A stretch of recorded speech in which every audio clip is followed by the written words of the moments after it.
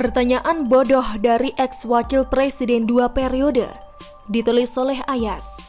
Halo, Assalamualaikum, berjumpa kembali di channel Siwar TV. JK termasuk politisi yang cukup sukses, sebab dia 2 kali berhasil menjadi wakil presiden, yaitu di periode 2004-2009 serta 2014-2019. Saya hanya menyebut cukup sukses sebab dia sebenarnya punya modal lebih untuk bisa menjadi presiden. Dia pernah menjadi ketua umum Golkar. Dia juga seorang pengusaha yang punya jaringan luas. Sayang nasibnya hanya menjadi wakil presiden. Tapi itu sudah sangat lumayan, terlebih dia bisa 2 kali menjadi wakil presiden. JK memang seorang politisi senior yang punya jam terbang sangat tinggi. Untuk itu, sebelum menjadi calon wakil presiden mendampingi Jokowi, dia sempat meremehkan seorang Jokowi. Dia bahkan mengarahkan Indonesia akan hancur jika dipimpin oleh Jokowi. Dia mengatakan hal itu karena mungkin merasa dirinya jauh lebih matang dan berpengalaman dibanding Jokowi.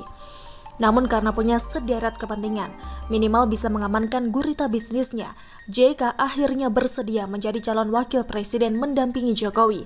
Posisi ini tentu lebih baik dari sekedar hanya menjadi penonton belaka.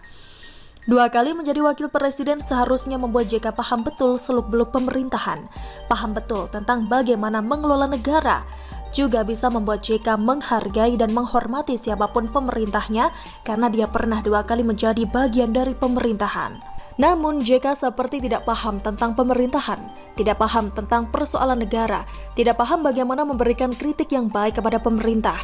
Dengan polos dan lugunya, JK membuat pertanyaan bodoh, yaitu bagaimana memberikan kritik ke pemerintah tanpa dipanggil polisi. Pertanyaan seperti ini seharusnya tidak layak diajukan oleh orang yang sudah menjadi wakil presiden 2 periode. Pertanyaan ini hanya layak diajukan oleh rakyat biasa yang awam. Tapi entah kenapa JK merendahkan kualitas dirinya sendiri dengan mengajukan pertanyaan sebodoh itu. Periode 2004-2019 dia menjadi wakil presiden SBY.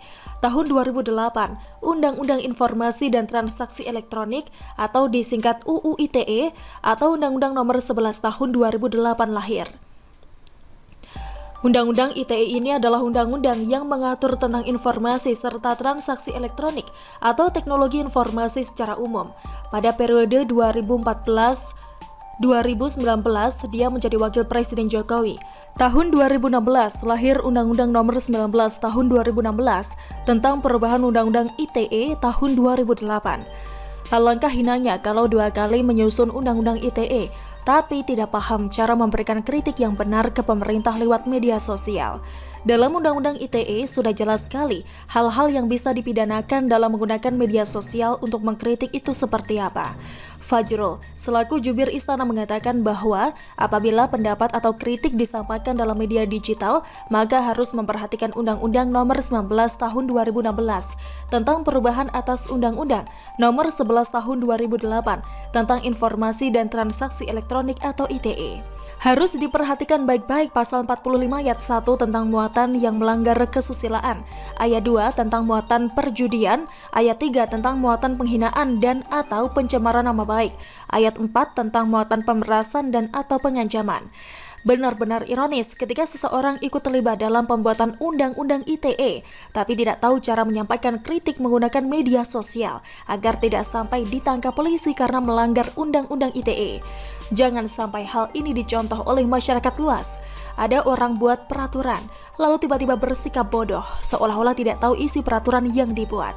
Namun, saya yakin pertanyaan bodoh itu muncul bukan karena JK bodoh dan tidak tahu cara menyampaikan kritik yang benar.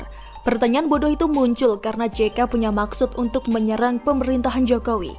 Dibanding ke SBY, sikap JK memang cenderung bersikap tidak bisa menghormati ke Jokowi meskipun pernah menjadi wakilnya. Kepada SBY, JK bisa menghormatinya, namun tidak untuk Jokowi. Mungkin JK merasa lebih senior di politik dan berpengalaman. Secara usia juga lebih tua, terlihat sekali sikap buruk JK tak lama setelah lengser dari jabatannya sebagai wakil presiden Jokowi. Meskipun sudah tua, JK masih punya ambisi politik. Dia mungkin sudah tidak akan nyapres, namun dia akan berusaha menjadi kingmaker seperti Megawati. Dia punya jagoan yaitu Anies. Dia ingin karir politik Anies meningkat lagi sampai bisa menjadi presiden. Jika berhasil menjadi kingmaker buat Anies sampai menjadi presiden, JK bisa kembali mengamankan gurita bisnisnya.